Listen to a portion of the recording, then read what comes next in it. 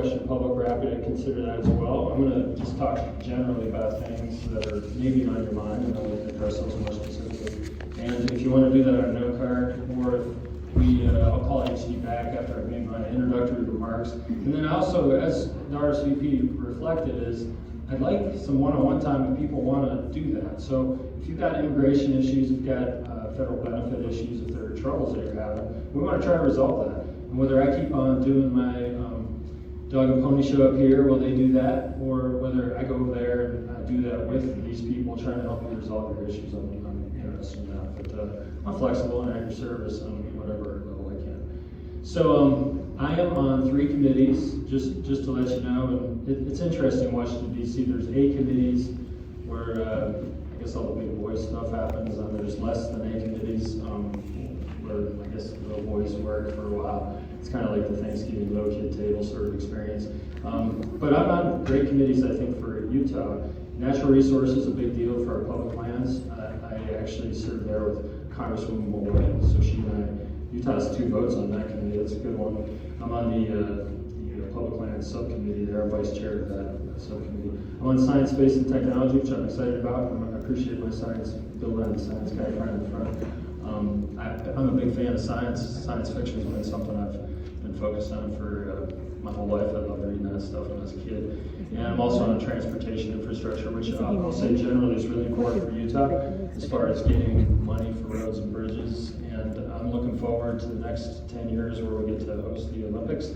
And I'm interested in getting infrastructure that way too. So we have a big infrastructure bill that will be kind of moving its ponderous, slow way through as the next several months go by, that we're supposed to reauthorize next year where a lot of money is allocated, and I'm hoping that we can get appropriate funding for infrastructure projects in Utah.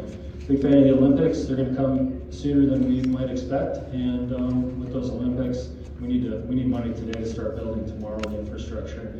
And I think it's kind of nice actually to think that we build it for those people all over the world to come here for 3 weeks, and we get to use it for 50 years. It's kind of an interesting deal, and as a result of us securing the Olympic bid, and that's something that I'm focused on as well. I know it's far in the future.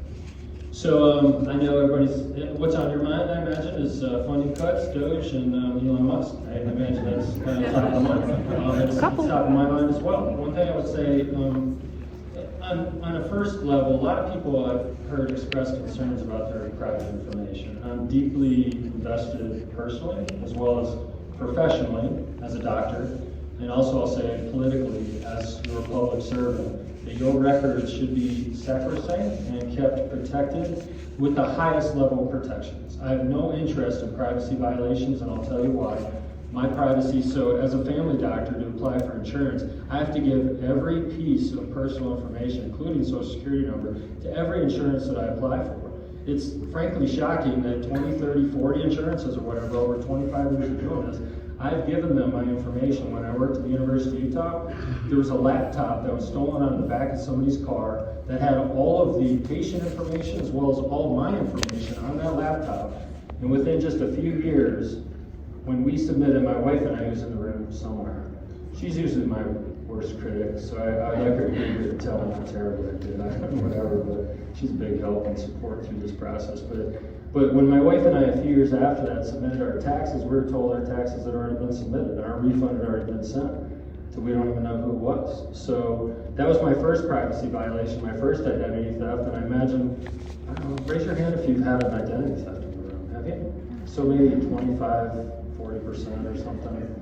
I've lived this twice. Actually, the second time was in 2018, where I started getting phone calls and emails telling me that my car crashed in Arizona, my rented car, that they were working on trying to get the insurance taken care of, answer questions and things. I thought it was a fraud at first, so I got several.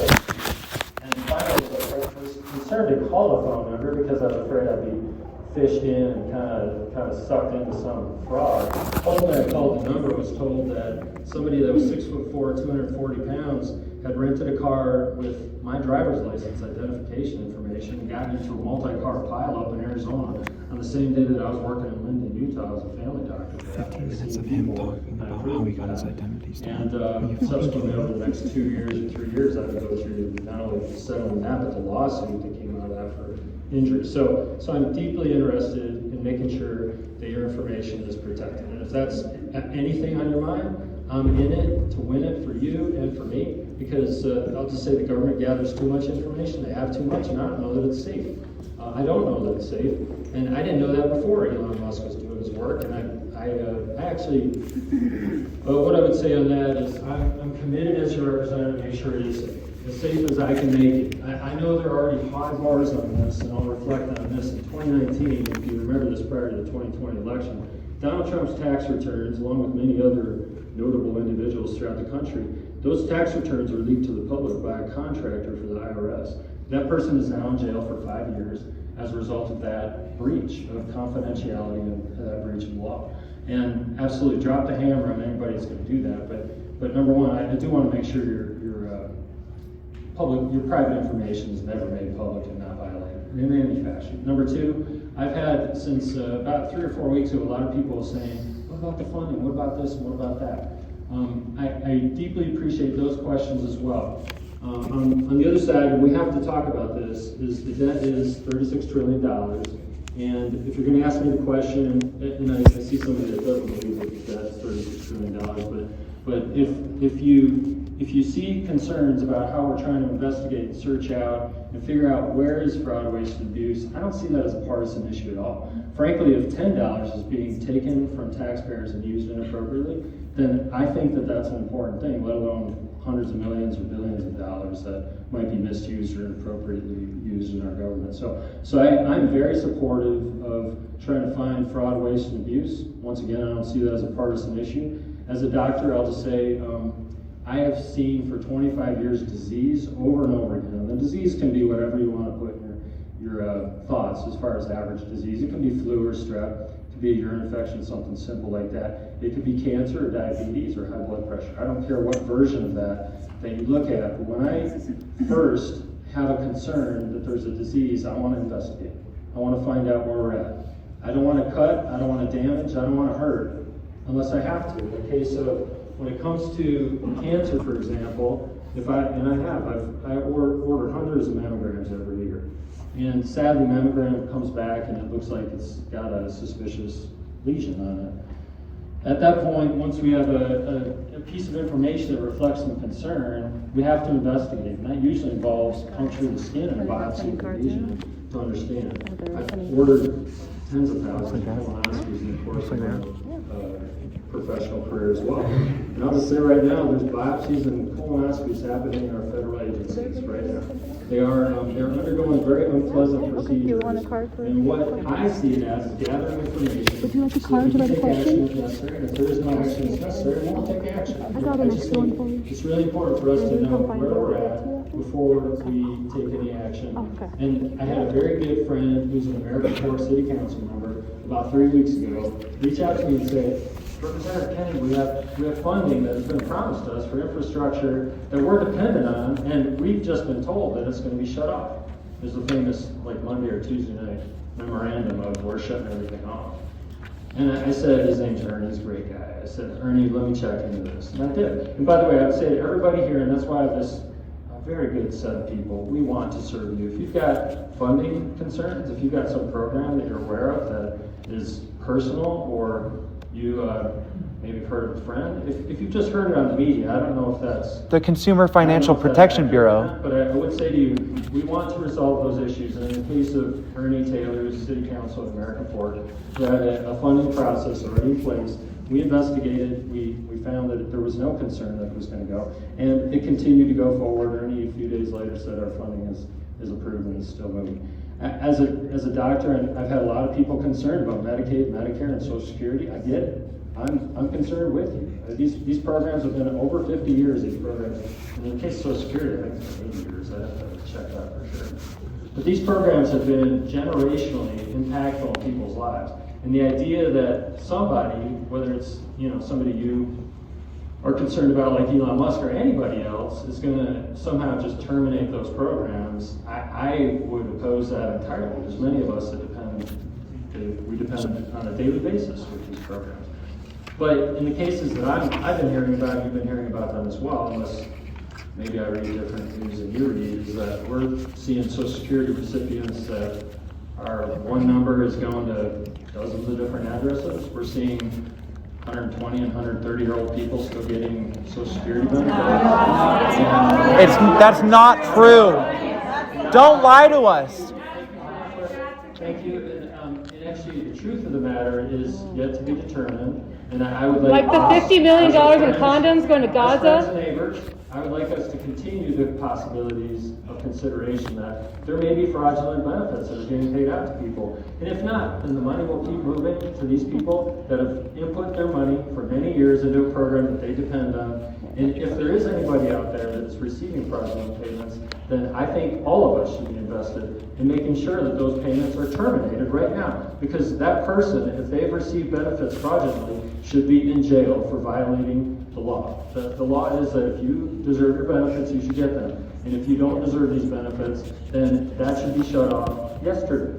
And I don't see any problems with, if I've got a blood pressure in a patient of 150/90, they might just be anxious, they might be angry, like some of you. They might have just jacked themselves up with a monster of Mountain Dew or some full throttle energy drink.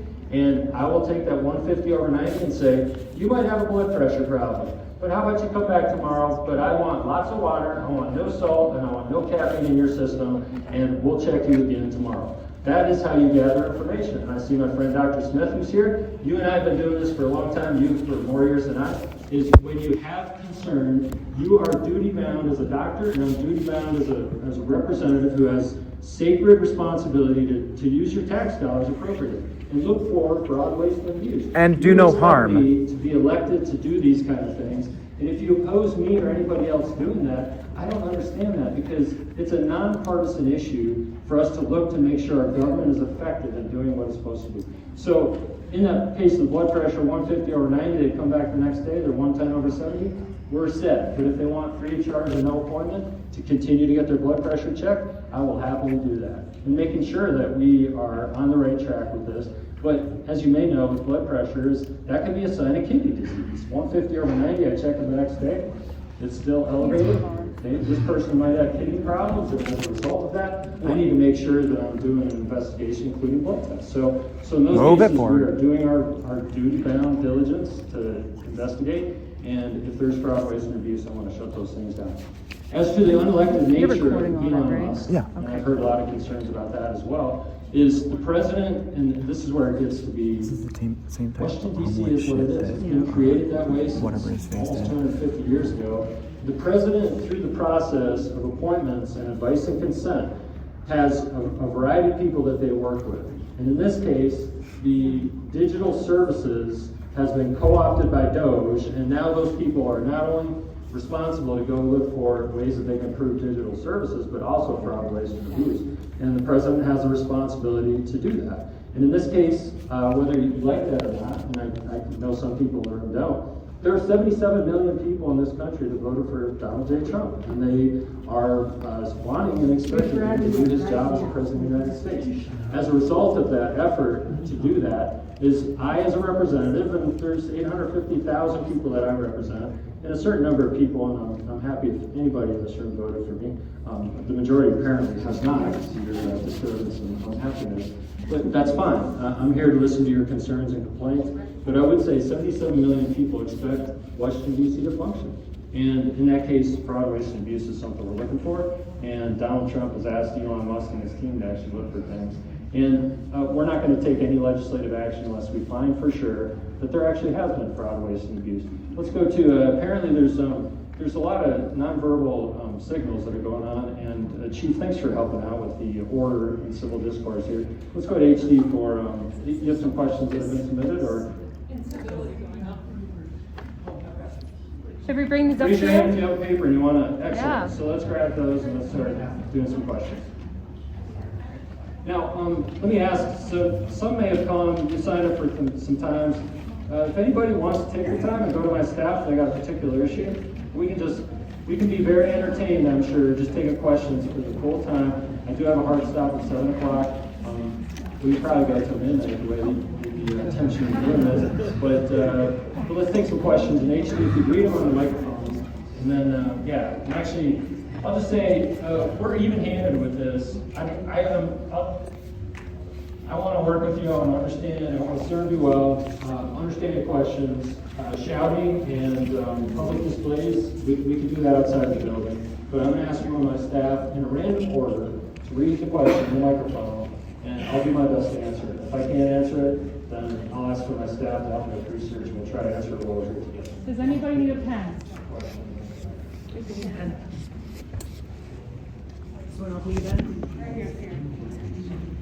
Okay. Here's the pen. Oh, here's the pen back here.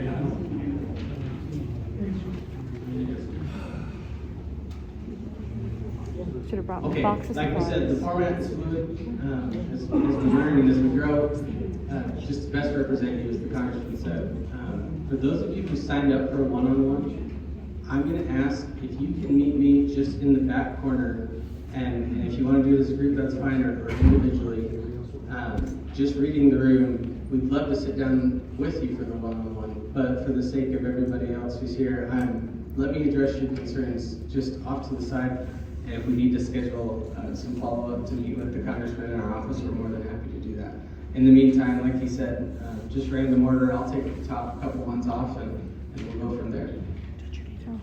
No, I was going to ask if people who signed up for the one-on-one would This like to have question it says, open executive fast, or overreach, maybe- why do you only care when it's about the Democrats? Oh, I'm so sorry. Thanks for that question. I've thought a lot about that as a survivor of COVID. I think many of you survived COVID as well, at least it looks like you did. You seem to be moving along I know, but if they choose to, if they want to. Oh, I have a question. I have a one-on-one time. Can I ask it publicly? Oh, I can't ask it publicly. Okay. Got it. Oh, no, it's okay. It's okay. That are comparable on any level to the government shutdowns that happened during COVID. I mean, we sat down and let I did. them shut down our schools. They shut down our churches. They shut down our capacity to go visit our old folks in the nursing home. And our family members actually died in nursing homes by themselves. We saw forced masks and vaccines on people that didn't want them. We saw people fired from their jobs. We saw termination of businesses as a result of these government shutdowns. My question is, and I guess my big thing on this is, where's the consistency? Because I did not see national protests when Anthony Fauci made the 3-foot social distancing. He just made that up. We wanted it. The reality is that in this case, our schools continue to function. Our hospitals are. I can't answer the question. Chief Williams, Just answer the question. I will.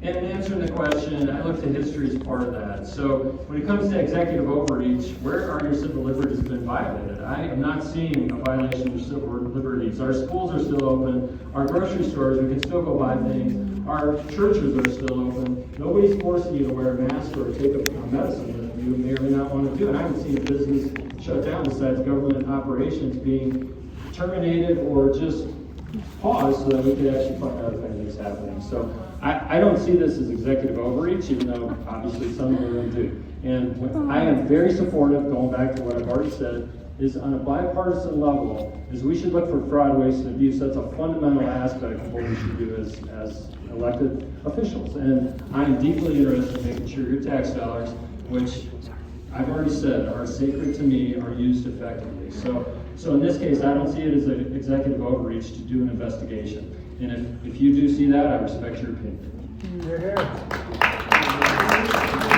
Next question. Go ahead. My concern is with the Department of Education. What is the plan for special ed funding? If it is the funding, what is the plan? Section 504 is at risk as well. I have special needs children, and this is a big deal.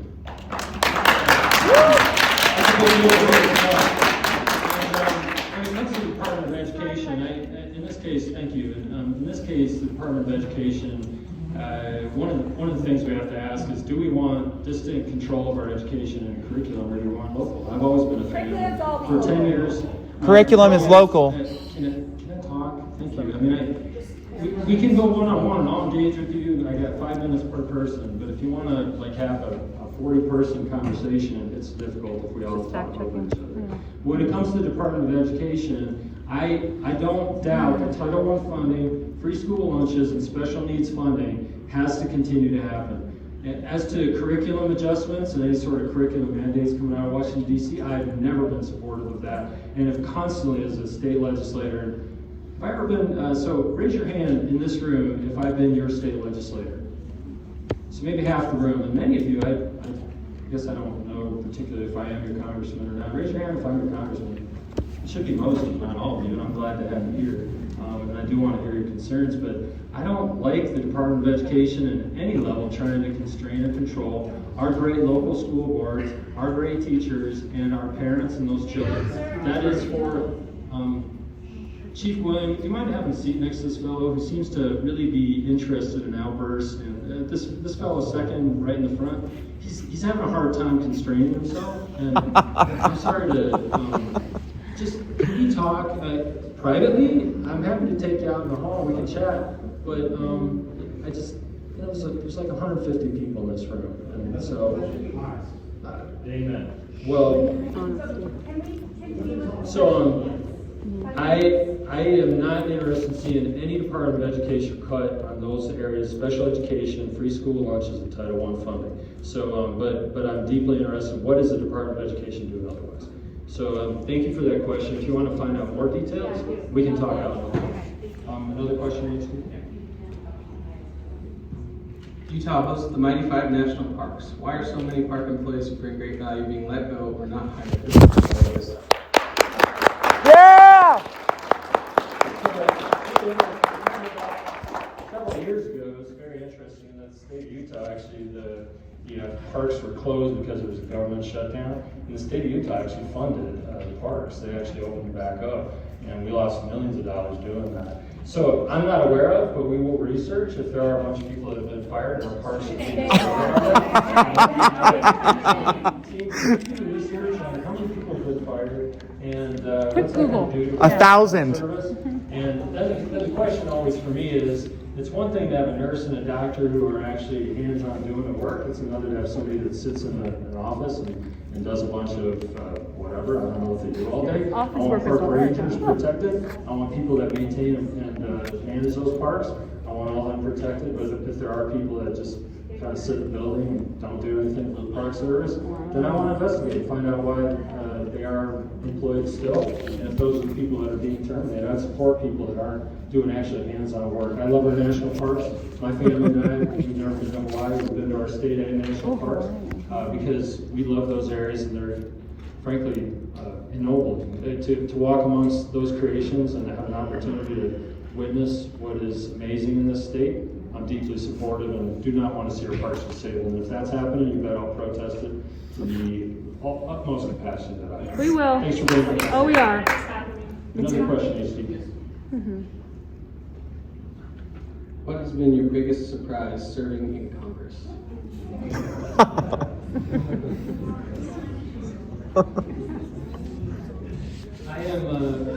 I'm committed to speaking positively about the United States of America. The United States of America, I talked to a congresswoman, her name is April McLean Delaney.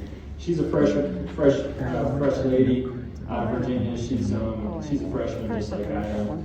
And she and I were talking at a private event. She's a Democrat, I'm a Republican, obviously, and she and I were talking, and she said to me this, and it was a lesson that I knew, but it was great to hear her say that. She said, if the United States fails, then the whole world loses. Because if we can't, and first I'll say, even you, and I have no opposition or animosity, I just want some civil discourses.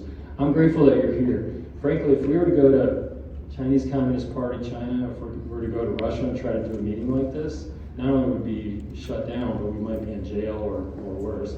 And the idea that we can engage with each other in spite of the fact that there's opposition or concern, I love that. So my biggest surprise is that Democrat and Republican side, there are great people in Congress. You may not think I'm one of them, that's fine, that's your right, and you don't have to vote for me next time around. I'd love to have your vote, I want to earn it. And this is not our last town hall. We're going to keep doing these, I want to hear from you, and I want to try to resolve whatever concerns you've got. But these Democrats and Republicans, these are good people, they're patriotic people, we have disagreements, but we are willing to listen to and try to work with each other, and I'm deeply supportive of these patriotic people who are actually coming to Congress, and I don't know, so it's funny, I was getting a ride to a meeting while I was in Washington DC, and I was talking to the Lyft driver. I think so. And he just said, and I guess I looked the part or whatever, he said, are you in Congress? I said, yes. He said, you don't have your own car? I said, no. And then I clarified, I said, yeah, I have my own car. Actually, we brought my 180,000 mile Honda CRV that my kids were driving from college.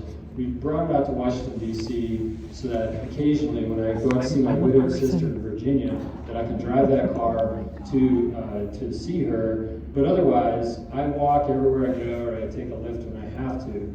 And I don't have a car. And he said, don't you have a chauffeur? And I said, I've taken a 50% pay cut. I have no chauffeur. My health insurance is the worst insurance I've had in 30 years of adult life. And it's frankly a pretty difficult job. When I was a doctor and I had one person, occasionally they were angry at me like you are, some of you are at least, but not regularly, but the amount of hate that we get is pretty extraordinary. I think it's shocking. So I'll just say many people, not all, I know there's nefarious people, I know there's people that are not doing good things. I know that happens in Washington, D.C., and frankly it happens in Utah as well. But I've been really impressed, and the most surprising thing I've found is just the decency of a lot of people there. And I'll tell you, for my part, I'm committed to finding those people and staying away from the other ones. Because I want to serve you, I want to get the work done, and I'll say in spite of, in the state of Utah, we have disagreements, we have problems here, just like everywhere else, Utah is a great example of people willing to try to work together to solve problems. And at some point, I just have a yes or a no. I don't have a maybe, I don't have a walkout. There are legislators, by the way, that will walk away from a vote. I think that's cowardly. You sent me there to vote. You sent me there to think and decide and do my best. You may disagree with my votes, and I respect that deeply. And if you want different votes, I want your information so I can try to represent you the best that I can. But ultimately, I can't get a 0.95 yes or 0.92 no. I just have a yes or no. It's a binary choice that I get, unless I flee from the vote or I'm sick or not there. So when I vote and you disagree or don't like that, just know on my part, I want to listen and try to sort through. We don't want this question or these answers like that. Can we move on? I don't even agree with myself. I know, sir. So I'll just say I have. Sorry, I don't represent you 100%, but nobody else will but you. So if you want to perform public service someday, I'd like to teach you how to run a campaign, so you can run for office too. It's a brutal process, and if you have the wherewithal and interest in getting 100% of the time what you want out of it, then maybe you should run for office. But I'm happy to listen to and try to sort through and work with you as best I can to work with you. Next question, HD. And again, these are random. We're not curating these. I just want to take your question. Do you support cuts to Medicare and Medicaid? Not only do I not support those cuts, but Donald Trump has said he doesn't support those cuts. He's not touching Social Security, Medicare, and in fact, I've heard that over and over again. Wait, can you say that one more time? For us, when we're looking at the 70%, I don't know if you knew that, but 70% of our budget is those three things. So, and I would say on that part, in the case that the only one that I'm focused on is Medicaid does have opportunities for improvements that could deliver, and this is where it's not a partisan issue. I'll say first, fraud, waste, and abuse should not be a partisan issue. If there's any fraud going on in our government, any abuse in our government, we all should unite and say that's nonsense and we should shut that down.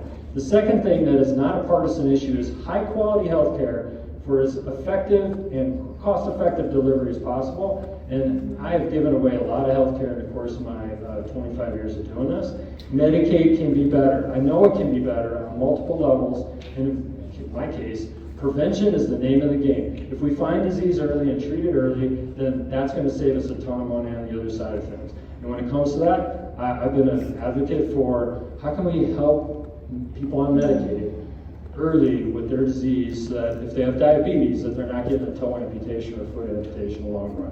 And there's ways to work on that. I'm deeply invested in that. And I'll just say that's not a partisan issue, and I'm working with colleagues on both sides of the aisle to try to figure out how these programs can work. But you don't have to go to me.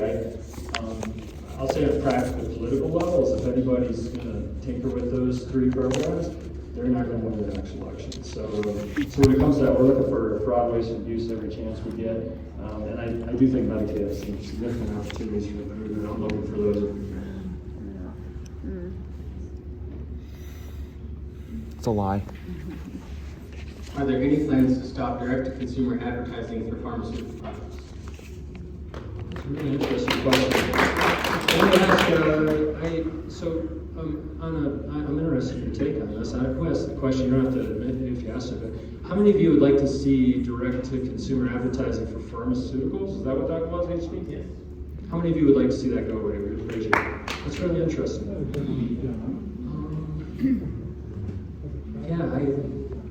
I haven't really thought about it. So commercial speech is a version of speech.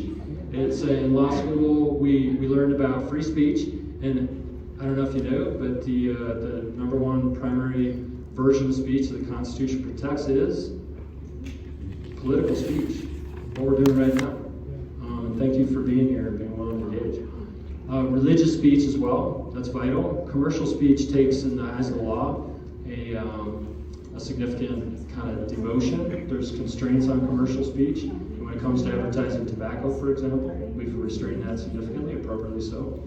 So, I don't know. I guess I'm ambivalent about that. I have to think about the various policy considerations. Is there a bill in the works right now to shut down direct-to-consumer advertising? I haven't heard anybody proposing that. I think I'd have to learn more about it. Thanks for the question. I'll have to study that some more. Do you have another question? By the way, so anybody wants to meet with the staff individually, is this okay?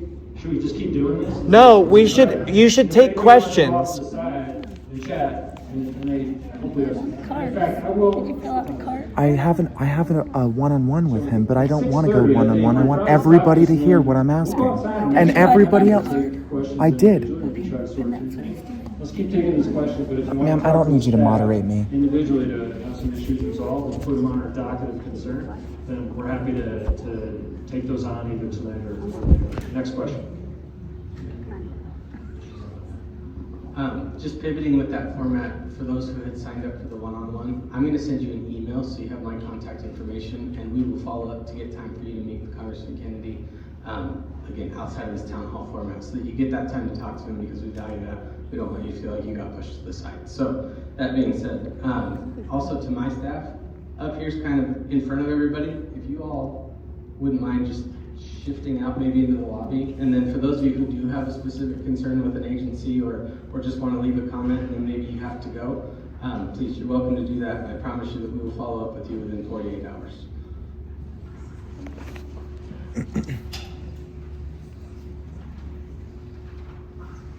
With an aging population and healthcare costs rising, what do you see happening in that regard with the new administration?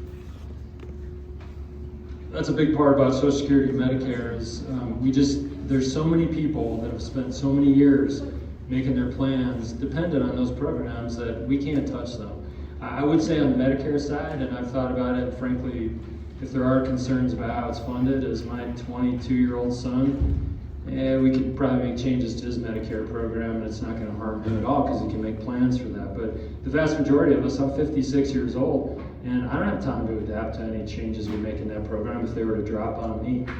So those programs are off to the side. I think when it comes to the aging population, which is a big deal, in our healthcare world we call it the gray tsunami, there's a massive number of people that are elderly that are heading into these programs, into nursing homes as well, it's just having more sickness.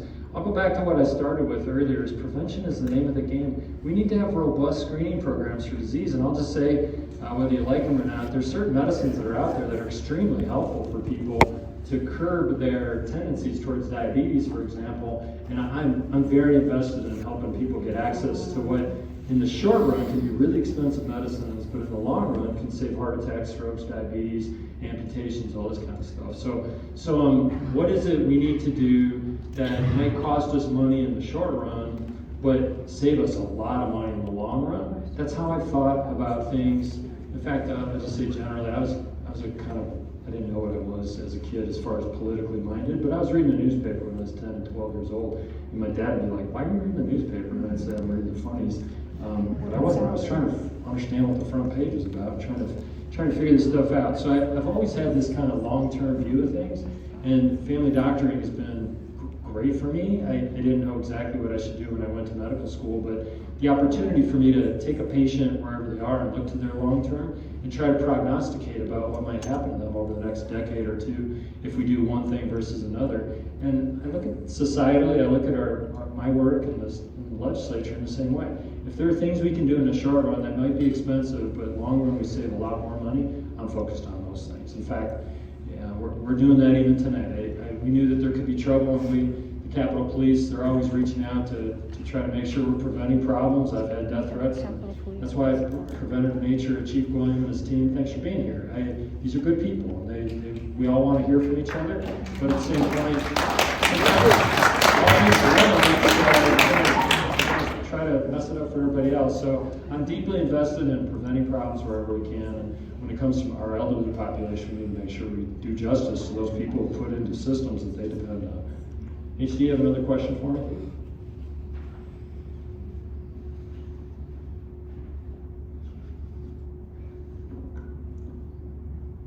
How do you plan to legislate in a way that doesn't invite executive overreach currently happening with the president stepping in to fill the void that Congress leaves?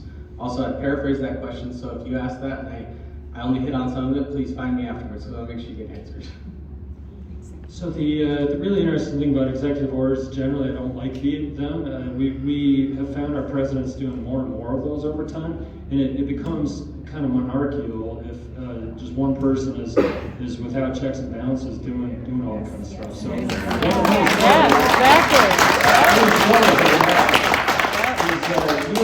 USAID as an example came from, where did USAID come from? John Kennedy, when?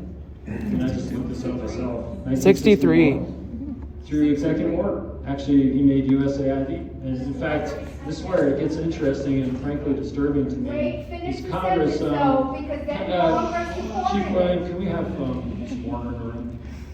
So when it came to USAID, Congress, I was surprised to hear that Congress actually said to the president, would you kind of create this thing? It's like, why is Congress not doing their stinking job? Why is it that they're not framing this and making whatever they think it should be? It's easy for somebody to say, for me to say to my wife, would you make sure all the kids are smart and well kept and I'm not going to do anything else about that? It's weak. I think Congress should do its job, and I'm actually there to do my job. And when that comes to, if we've got policy, we should go through the challenging process of trying to build a coalition of 435 people. You need 218 people to vote for your bill, and then you need 51 on the Senate side. That is challenging, but it's right. It's how it was set up in our Constitution. And so then the question is, when you've got 50 or 70 years worth of executive orders, and that includes even these designations like Bears Ears or Grand Staircase. It's when a president can use the Antiquities Act to lock up millions of acres of land in the state of Utah and elsewhere, Public lands. it becomes a problem for all of us, because then the next president comes in and changes everything. And so when it comes to that first, I'll say I'm committed as your legislator to moving legislation when we should and when we have to, and let the states and the localities doing what they should do. I believe Utah should be bigger and Washington, D.C. should be smaller. We have done way too much over many years in Washington, D.C. And my point behind that is right now in this room, is if you want to talk to President Trump or Elon Musk or RFK, the new appointees at HHS and all these other people, go ahead and give them a call and see if you can get an appointment with them. If you want to talk to me, I'm going to do town halls. My office is in Provo, and we want to visit with you. And that is appropriate. It's harder to reach me, but you know where it's really easy to reach? Your local mayor, your city council, and in the case of state legislators, like Representative Chevrolet and Senator Brammer, who I hope come here tonight. I guess they're not coming. I have commitments. Maybe they heard it was a pretty hot meeting. But either way, it's easier to reach the locals than it is to reach the distant folks in Washington, D.C. And these executive orders are a reflection of that. These things should happen in Congress, where every 2 years, in fact, I'll just say to you, I'm filing for re-election in 10 months.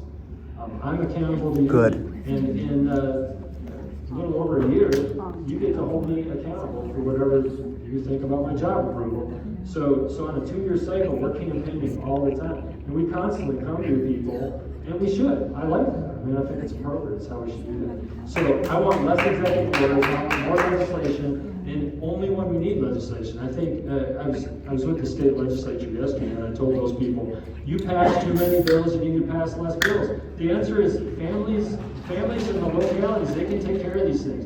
We don't even need the state people to tell us how to do these things. Let's let people do that ourselves.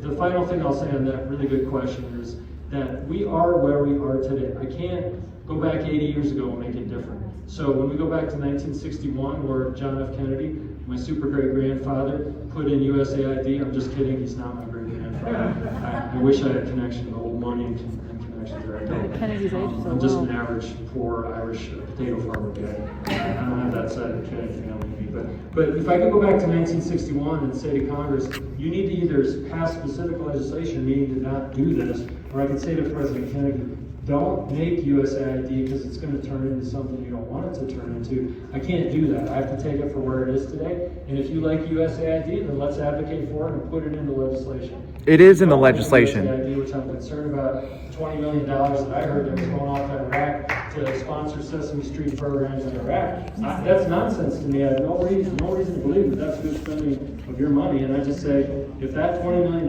is going to be pulled back so that we can use it for our veterans who are homeless on the street, or we can put it into Medicaid and help or Medicare and put it into our programs to help our aging population, then that money should be used for American citizens, not for Iraqi Sesame Street programs. So some investment in ministry, now some of the nonsense that I've heard, whether you believe it or not, that I've heard that USAID is doing. HD, you got another question? Can you expound on your abortion position? Is there any room for exceptions for the life of the mother?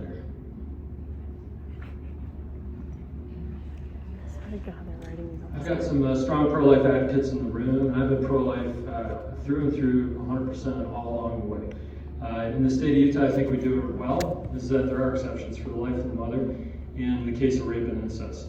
There's a balanced approach in the state of Utah. In fact, I've met people that are opposed to that approach. No abortions, none whatsoever. I believe that there are occasions, rape and incest in the case of the life of the mother. And my brother's an obstetrician gynecologist. He told me, we talk shop sometimes as colleague doctors. And he's telling me about it. He's pro-life as well. He lives in a different state. He does his work in a different state.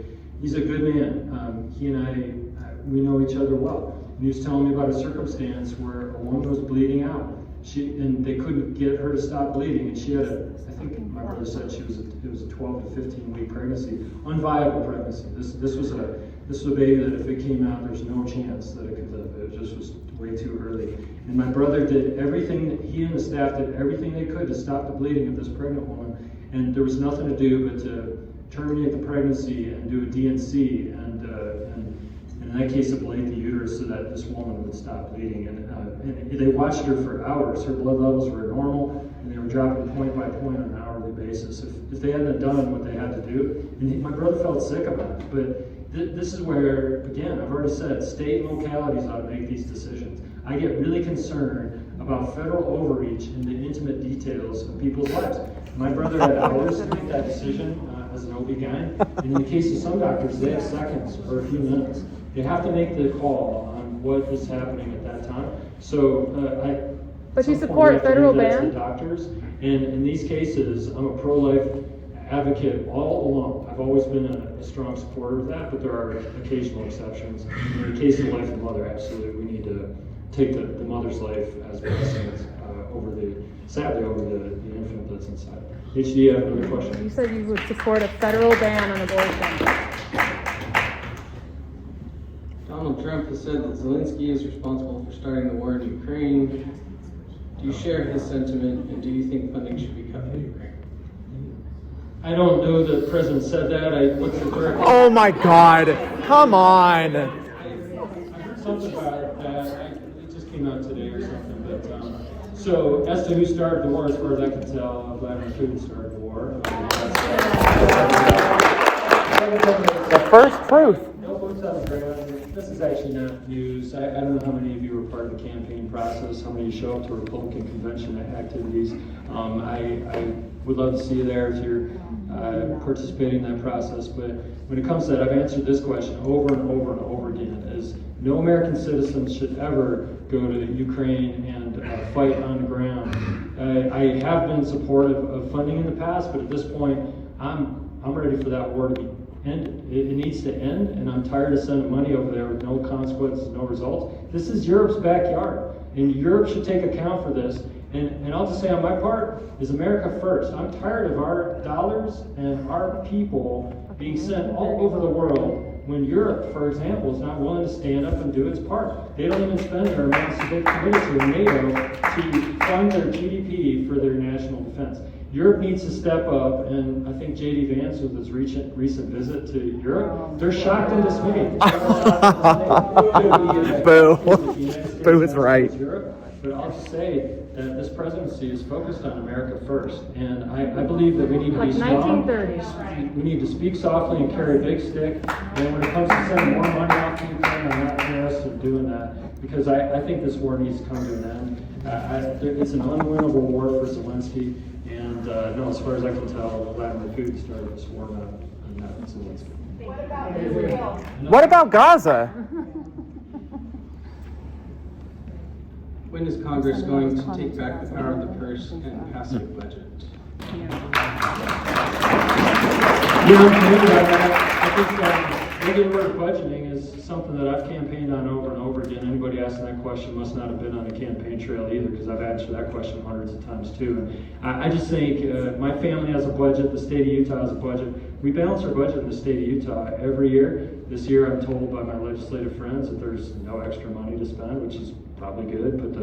Put those people on a tight leash, just like we are. I don't know how your economy's doing, but I just took a 50% pay cut as of January 1 to start this job. And it's one of those things that when you're living tight, government should live tight. I believe that a budget is how all of us should conduct ourselves. And I think it's embarrassing to see how government continues to spend money that they don't have, jeopardizing the financial future, not just our children, but our grandchildren. So I'm deeply invested in regular order budgeting. I would finish this answer to the question by saying, when we have an aircraft carrier, somebody gave me a better analogy as a jumbo jet. If we've got hundreds of people on a massive jumbo jet versus a fighter jet off to the side, it takes a long time for that jumbo jet to turn.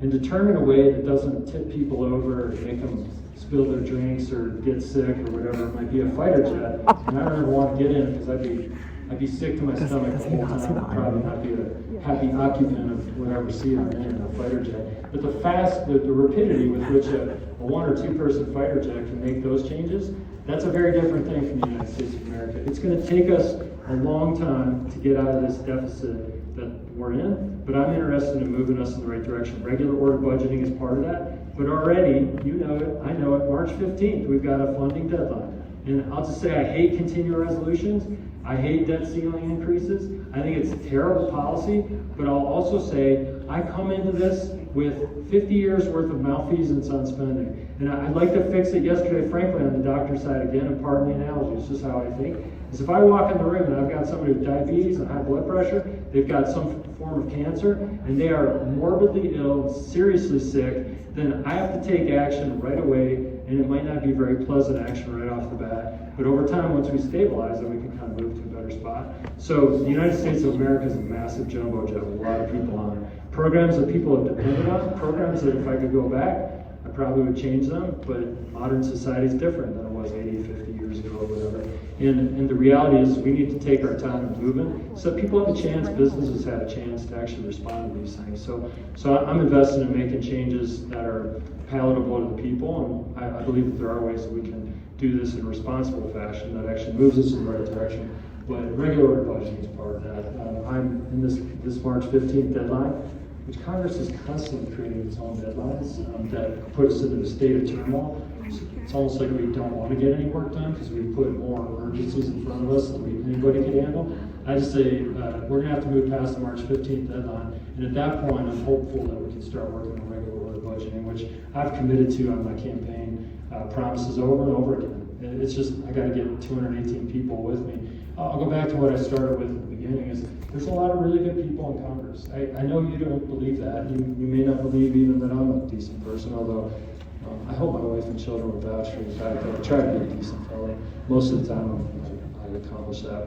But there's a lot of decent people that are motivated to try to make the place better, so that when our grandchildren inherit this place and we're long gone, that it's better because of what we did together. And I'll emphasize that we did this together. I'm happy to listen to you and try to work with you and take your opinions in, with the acknowledgement that we can't always agree on everything.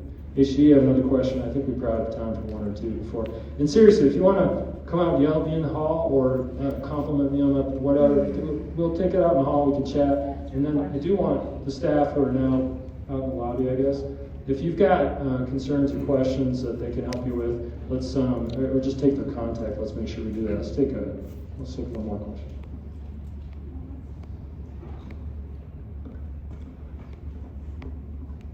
They said, if you're, sorry, I can't read it, translating my head. If you're so concerned about fraud and overreach, do you support cutting the Consumer Financial Protection Bureau? Yes. I don't know why we have a CFPB. I don't know if it does anything good for us. Oh, it does. It seems to be targeting us more than it does targeting the institution that it's supposed to protect. So if you love the CFPB, I'll just say, thanks. I'll just say it deserves investigation. And if I find that it's not functioning, absolutely, I'd happily see that the function of that organization, it funds itself, so we can't even take the funding back. Congress doesn't. It does fund itself, doesn't yes, it? I know that. So when it comes to these kind of things, if it is meritorious, let's let it keep going. If it's not non-meritorious, either reduced or made improved or terminated. So, but you're cutting first before you're investigating. thank you very much. Good doctor. Participating today. So I'll be out in the hall if you'd like to come out and visit with me. I'm happy to hear from you. Otherwise, thanks for being here. I appreciate all your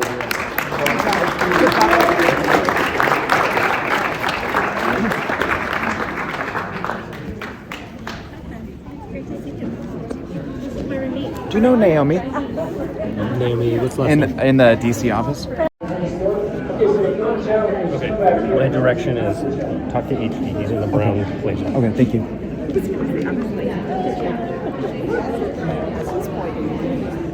Well, I'm here.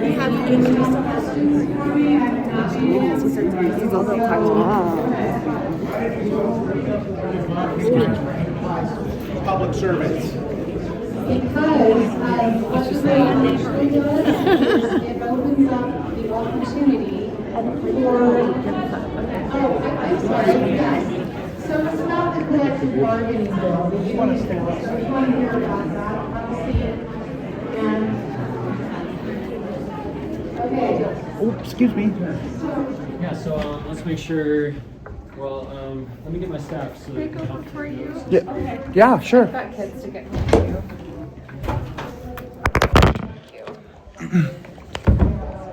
Where am I sitting? I mean, there's open seats wherever. Sit across from me. All right. Hey, maybe we're talking to him about the same thing. Huh? Maybe we're talking to him about the same thing, so we don't have to say it twice. Did you guys all have the one-on-one with him? No, but they said we could come back here right now. Okay, young lady, you're first. What's going on? Thank you. Well, my question was about the executive overreach, but specifically the failure of Congress over the 50 years, and you talked about that. But my question is, what specifically are you willing to do about it? And specifically, are you willing to act in opposition to the president and the Republican leadership? Tell me what version of executive overreach here. So what do you I'm see as talking executive about overreach? imposing the role of Congress. So which parts? I mean, what? Say, well, the power of the purse, the actions, the executive actions the president has taken affecting spending. Tell me what example. Elon Musk cutting USAID. I'm talking to her All first. of them were, Thanks. many of the same ones you talked about, cutting USAID. Who's in charge of USAID? Well, it was The created. president, right? These are all executive branch programs. And if a CEO can't manage the company, I don't, so how can Congress manage a company that was made by the president, Well, then John F. how Kennedy? we know, well, that was with congressional, I think it was To go first and make Congress. it, but then he did the executive order. So Right, how's that but it overreach? was I guess the following the question. instructions of Congress. So the power of the purse, all of that spending, if we're cutting the budget, if we're cutting spending, that's power given to Congress, not to the executive. pause versus cut. So this is where I mean, there's a lot of fear mongering and a lot of things that you and I don't know exactly how they were spending the money, and we're looking into that. Actually, but I see a pause as extremely appropriate. It's illegal. If people have been fired, Who's in charge of those people? if aid has been President's in charge of the people. It's the CEO. Who can fire those people besides the president? I feel like you're not acknowledging that the Congress is in charge of spending both taxation, the policy, and spending it when they pass a budget.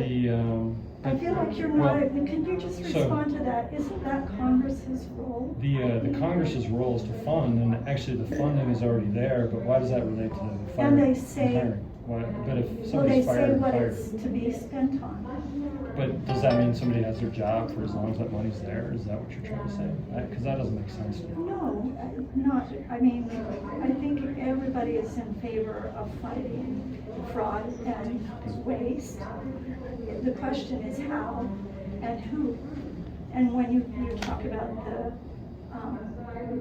advise and consent, that people who have undergone advice and consent, Elon Musk has had none of that. Nor did Anthony Fauci, and he did a lot more. So Oh my that's where it gets goodness. really interesting about how I'm this stuff talking goes. about spending, So- about bringing down the deficit. Congress has neglected that responsibility It's shameful. for decades, and it's because of partisanship, refusing to work together and compromise for the good of the people. And so my question is, what are you willing to do about that? And are you willing to speak out in opposition to the president's actions? No, the president's in charge of and the USAID. Republican leadership? The president is in charge of USAID. Yes. Well, can we He get? can fire people if he wants to. And so the question I respond back to is, And- who fires and hires these people if it's not the president? Well, aid that has been approved by It's Congress still gonna go if it's is meritorious. now, but You like USAID, is that correct? I don't know all of it. Right. I don't know that I would defend every. You started with executive overreach, and I just don't know that it's executive overreach for us to pause funding and look It at what's is. happening. And that's just a disagreement. I mean, I appreciate that. But if, let me ask about the $20 million Sesame No. Street thing.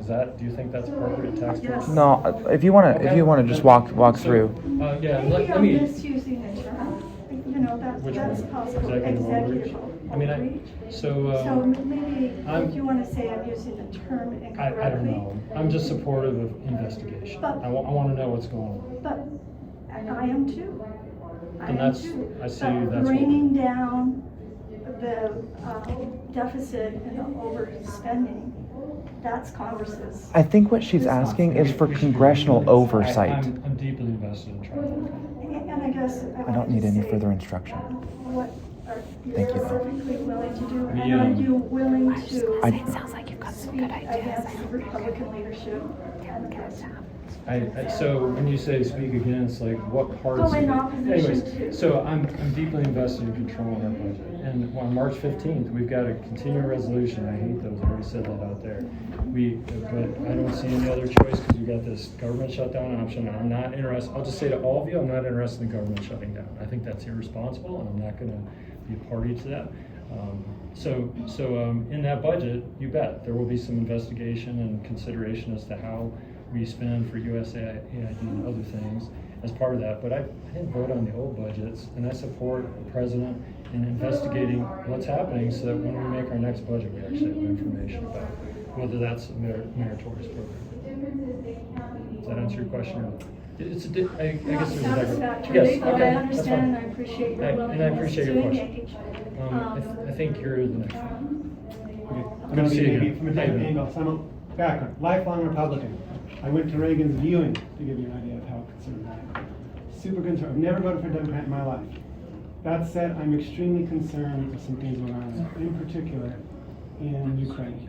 Donald Trump did say what he said, first of all, and that was frankly blaming the victims. You said America first. It is absolutely in America's interest to see that Vladimir Putin does not continue with his stated objective, which is to expand his frontier into NATO countries. So tell me what you want us to do. What I want us to support right now. How much money? I mean, how much should we spend? Well, can I say something? When should we start? These are the questions. So I don't think we spend enough. I think the trouble with How much- Biden, how much should we spend? Biden slow walked.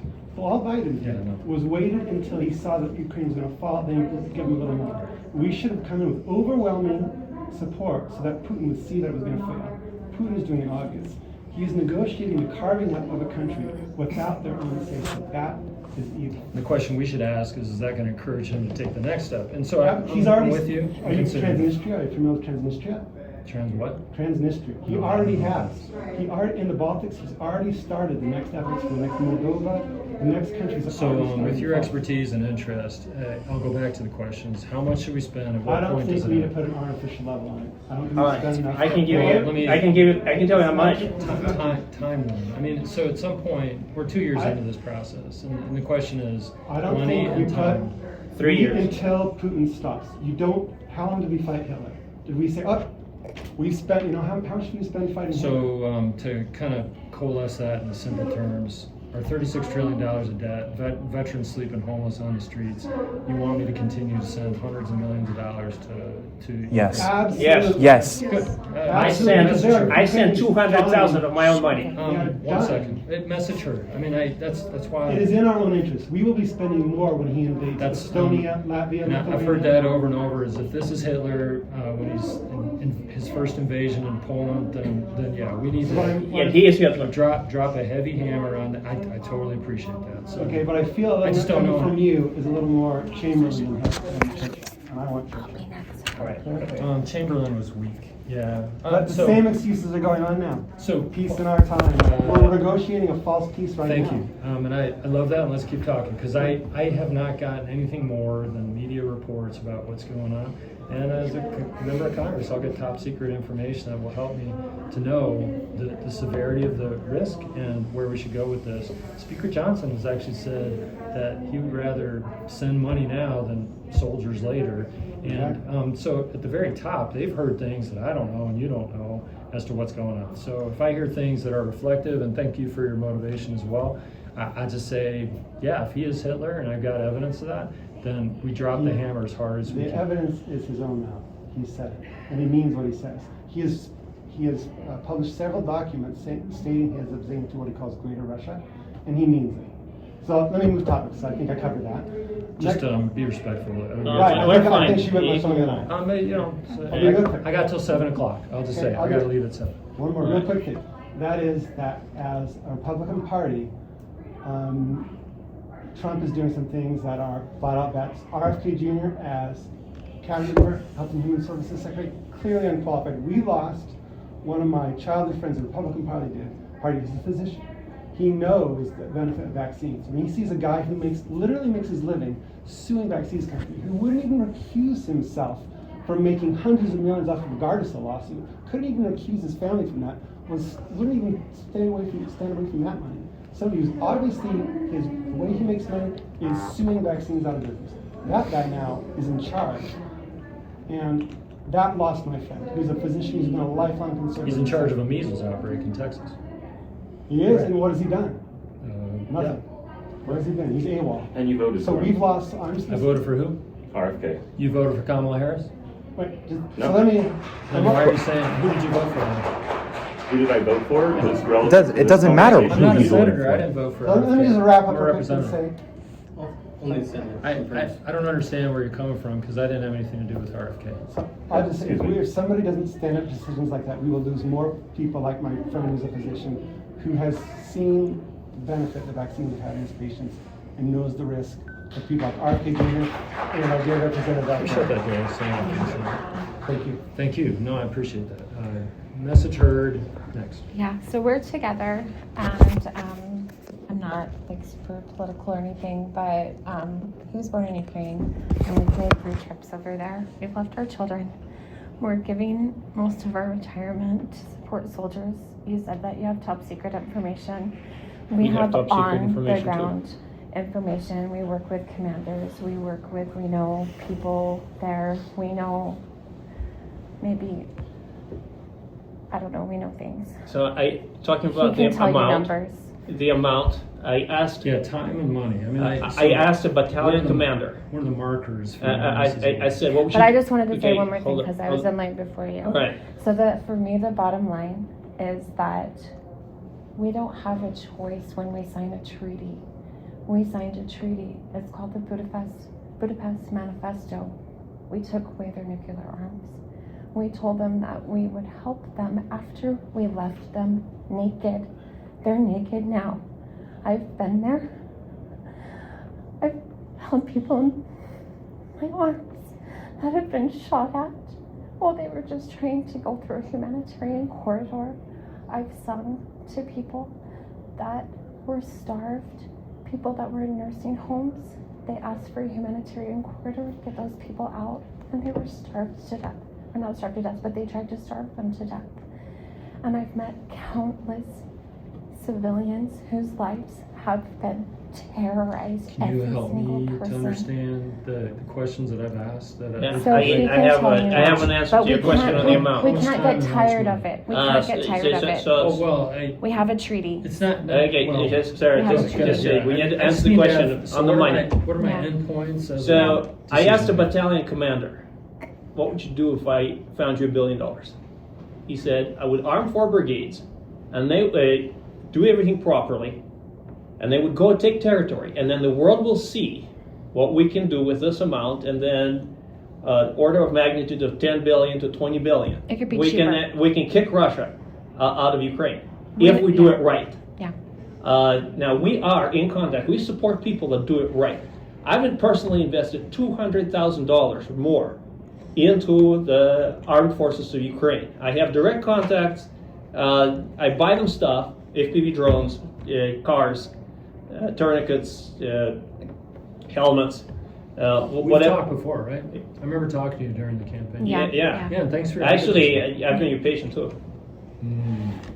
I won't admit or deny that. but- Yes. But there's a grassroots long efforts that time are ago. cheaper. I think it's impressive. Your motivation is amazing. This Yeah. morning, I woke up at 1 a.m. Because my phone sounded an alarm, and I have one soldier that I work with directly, that is right in the front line. More than one, He but- tests my my firmware, and I supply him with whatever he needs.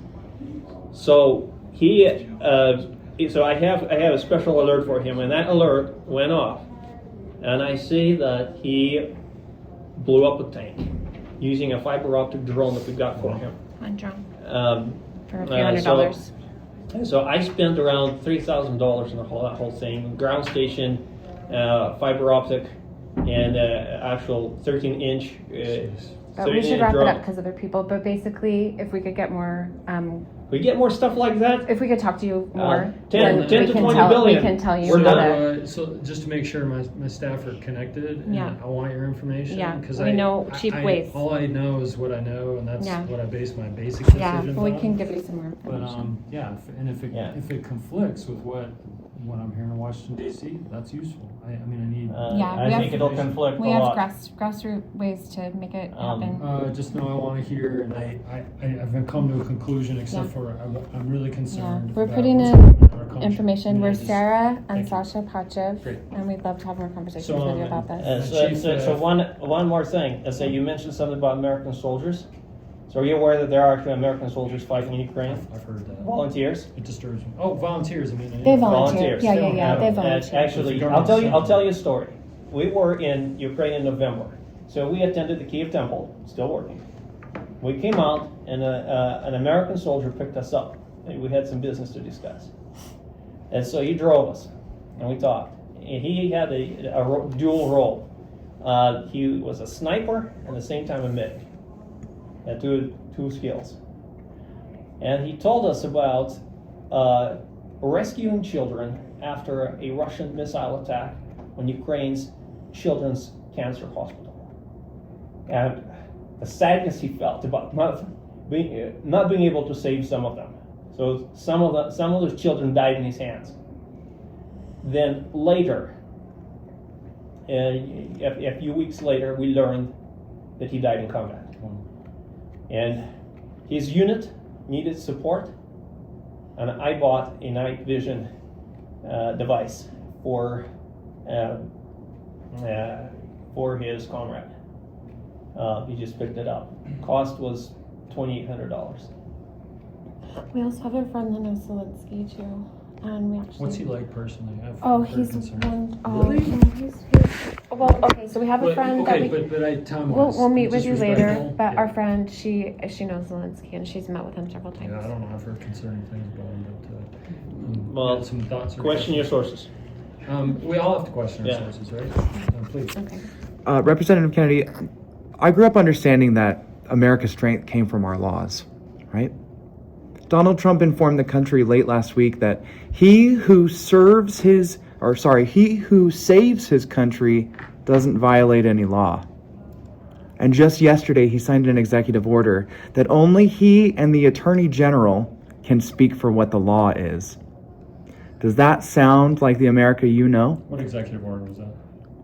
You want the number? I can Yeah, provide it to your staffers. They've been sending me these executive orders. I don't remember seeing that one, but the idea that the president and the attorney general are only lawgivers is nonsense to me, because Congress is the lawmaker.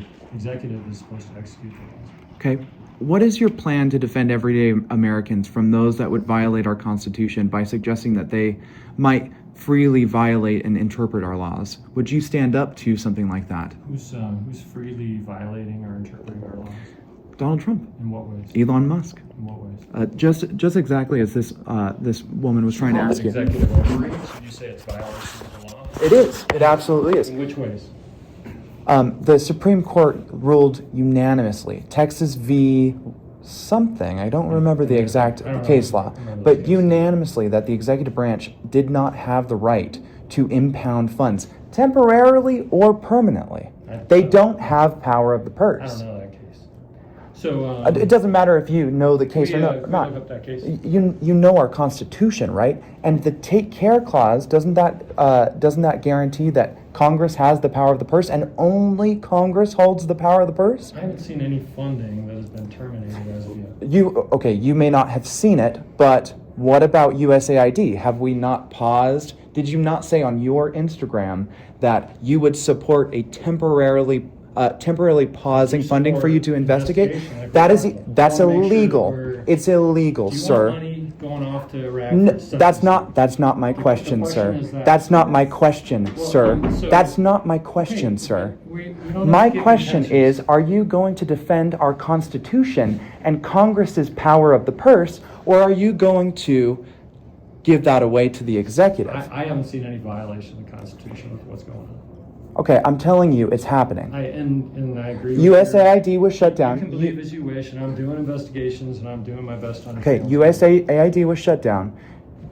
This Consumer Financial Protection It kinda Bureau goes was back shut to down. Who has the right to control an executive order agency that was set up by the president?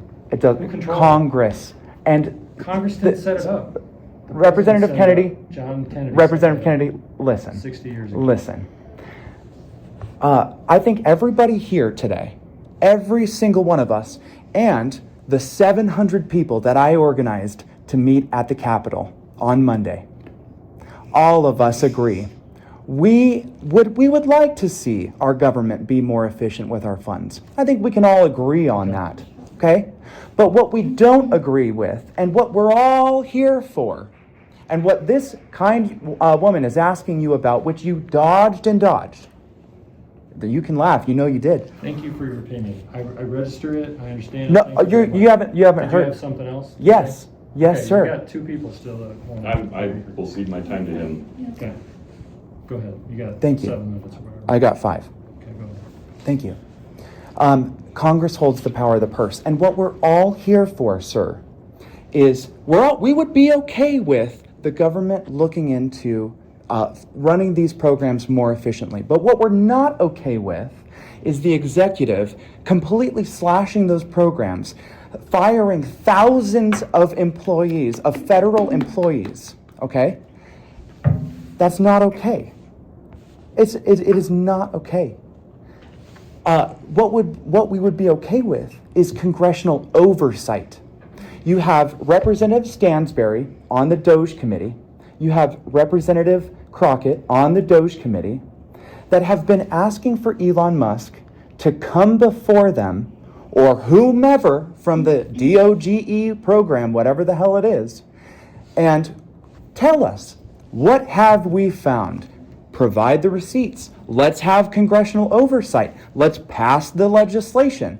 But instead, our executive is passing executive orders and recruiting an unelected billionaire who's doing Nazi salutes on the world stage to go through and bring 19-year-olds, 6 of them, 19 to 24-year-olds, to go kick people out of their offices, get into physical altercations with our senior security officers at the Treasury. That's what you're okay with? That's my question. Are you okay with that? I don't have any answers for you anymore. You're clearly unpersuadable. You're not listening at all. And I don't have any answers for you. I'm unpersuadable? That's why we're all here, sir. It's why we're all here. You don't have anything in your mind that you have any concerns about anything that's going on in these spending programs, so I'll just leave you to where you're at. Because clearly I can't convince you with a litany of... Sir, I'm asking you, are you okay with the executive doing that? Elon Musk raised his hand in one way and you say that's a Nazi salute. Clearly you're in a framework, sir. Well, he's not oppositional. I'm not even going to do it. For president? It doesn't matter. You are my representative. I know who you voted for, and it certainly wasn't for President Trump. It doesn't matter who I voted for. You represent me. It doesn't matter, sir. You work for us, regardless of who I voted for, sir. I'm happy to listen. You're not listening. Thank you for your opinion. Did you have anything else you'd like to tell me? Yes. Go ahead. I will make sure. I will spend every waking breath that I have. I will tell everybody that I can. And I've recorded this conversation. I'll post it. I will make sure that in 10 months, when it's your time to be reelected, I'll do everything I possibly can to make sure you are not. Thank you, sir. Yeah, absolutely. I vote for. I'm happy. Answers to his question. I voted for Nikki Haley. Roll in. Still 2 minutes left on the clock. Did you have You I would like to hear you answer the question. You have more not dodge. There's no answer to this. I would love to be persuaded. There is an answer. And other people want to hear your answer. The question that I have still is the same question. I think you can't the public answer is a little $20 million confused about for it. Sesame Street and Iraq. Yes, I'm okay with that. Move on. Like, what is this $20 million with? Like, that is such. You are setting up a straw man to avoid answering the question. And we should do nothing except continue business. Pass the legislation in Congress. Hold on. Did I say when you asked about 20 at these programs? Can I speak? Yes, please. When you asked me about $20 million for Sesame Street in Iraq, did I respond, I think everything should be business as usual? Because that is what you said I responded. So I did not me, respond with that. Why do you support USAID as an example? Why do I support USAID? I support a lot of what they're doing to help with the eradication of diseases before they reach our shores. What are we to do about our $36 trillion in debt? Not cut taxes for billionaires. Amen to that. Actually, the Continue taxes to act we're looking to cut are for everybody in this room. Oh my God. No, they're not. They Only are if you so make less than imbalanced. He's so saying imbalanced. something. Let him talk. Sorry, go ahead. The tax cuts are so imbalanced, you cannot say with a straight face and be honest that they are for everyone in this room. All the data that I've got is 90% of the people in America will get a tax increase. I'm talking about balance, not the little pennies that are going to be thrown. Actually, for a family of four. Wow. $2,000 in extra taxes.